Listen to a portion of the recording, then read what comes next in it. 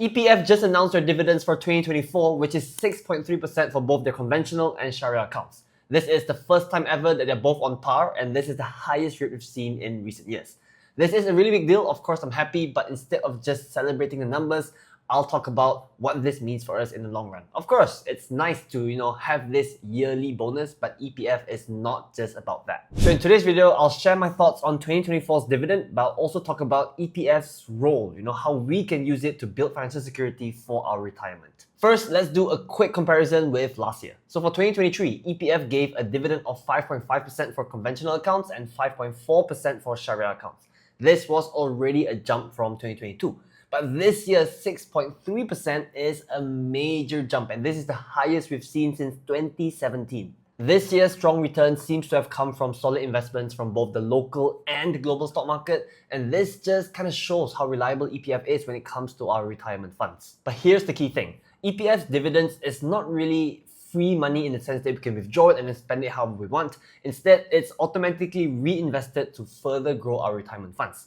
But there are a few things that I like about EPF, and it's why I think it's one of the best things out there for Malaysians. For one, EPF prioritizes sustainable long-term growth. So unlike our own personal investments where we invest in, let's say, stocks or crypto or whatever it is, there is no violent fluctuations in our investment values. There is no market crashes. There is no sudden losses.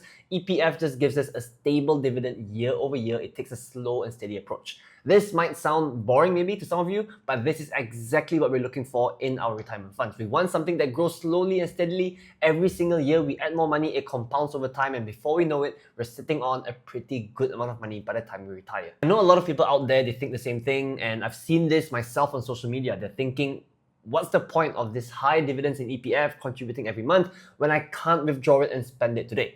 But that's exactly the point of EPF. It's meant to be for our retirement, and it's not meant for day-to-day spending. One thing that they recently introduced, I think somewhere last year they brought this in my opinion, it's a really good introduction, is that they started allowing us to withdraw 10% of our EPF balance via account 3. So most pension funds, most retirement funds out there, they don't allow any such thing. So just having this option gives us a lot more flexibility. Of course, I wouldn't recommend anyone withdrawing from EPF. I think it is a really good investment, but at least we have the option there. One thing that we need to remember is that EPF, it's meant to provide us financial security when we're at retirement age. It's not meant to be a piggy bank or savings account that we can access at any time. No, that's the whole purpose of having your own savings anyway. Any money that we withdraw now will immediately stop the power of compounding that we can realize if we just leave our money there. And the power of compounding, that's one thing that we will really feel the benefit of as we continue contributing more money into EPF and leaving it there. But before I talk about the power of compounding, let me first explain how EPF dividends work.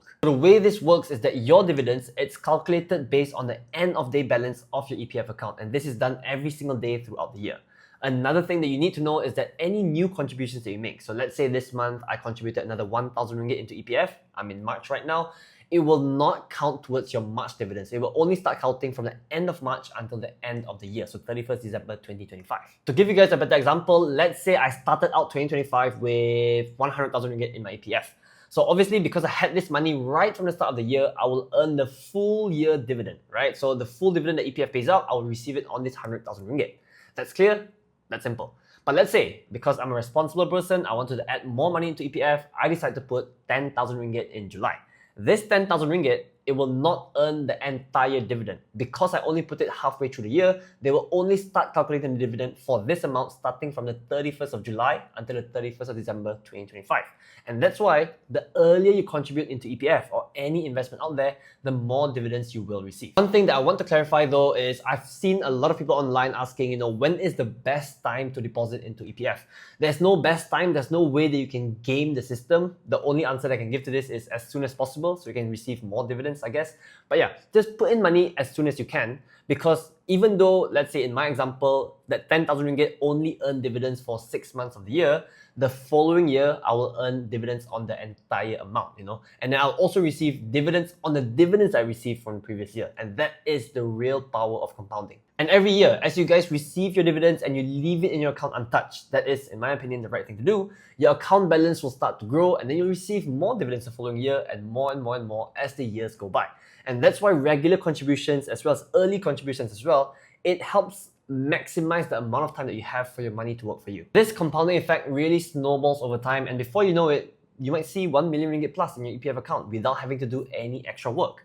And that is why I always say, as best as you can, try not to touch your EPF money. Try not to withdraw any money from your EPF until you hit retirement age. So if you're a full-time employee, then that's great news because you're already making your mandatory contributions every single month from your paycheck. And it's not just you that's contributing. Your company, your employer, they're also mandated to contribute towards your EPF at a minimum of 12%, but I know some companies even go to 15%. That's a nice little boost to our retirement savings. If you are someone who is self-employed or you're a gig worker like myself, then I know that sometimes we focus a bit too much on the now that we forget about our retirement savings. So yeah, just try and remember that, we need to save money for retirement still. We're not doing it mandatory, so we have to self-contribute. And EPF is one of the best options out there because it's safe, it's reliable, we know that we'll get pretty good dividends every single year.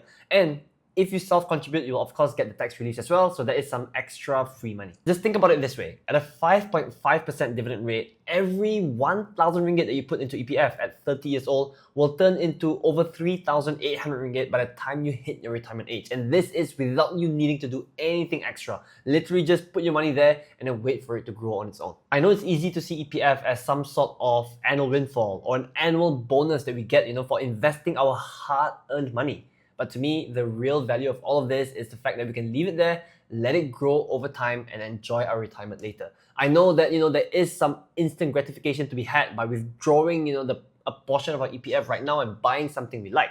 But like I said, especially if you're young, every dollar that we withdraw right now will really hurt our future. Instead, just leave it there, let it grow over time, and we're setting ourselves up for a nice, stress-free, comfortable retirement. Anyway, let me know what do you guys think about EPF dividends in the comments below. Thanks for watching this video to the end, guys. Give me a huge thumbs up if you enjoyed this video and subscribe to my channel if you haven't already. See you guys in the next one. Peace out.